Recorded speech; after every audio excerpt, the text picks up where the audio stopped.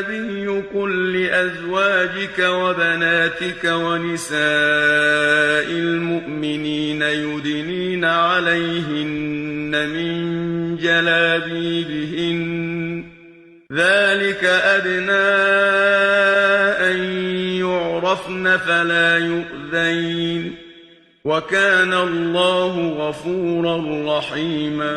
ای پیامبر، به همسران و دخترانت و به زنان مؤمنان بگو چادرهای خود را بر خویشتن فرو پوشند.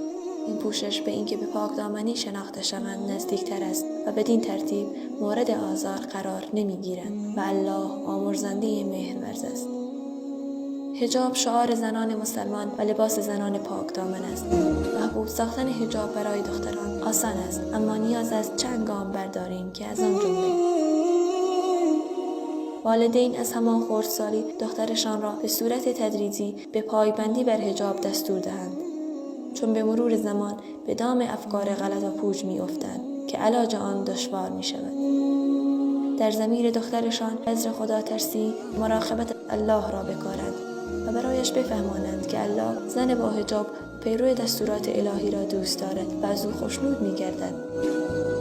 خوشحالیشان نسبت به حجاب را آشکار کنند بدین روش که همیشه جلوی دخترشان از حجاب خوبی‌ها و ویژگی‌های آن سخن بگویند. کوشیدن برای انتخاب دوست با حجاب خدا ترس و نیکو، چون دوست بیشترین تأثیر را روی اخلاق و رفتار شخص دارد.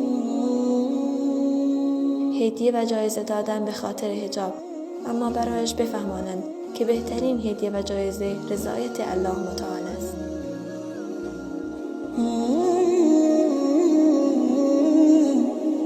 Mm-hmm.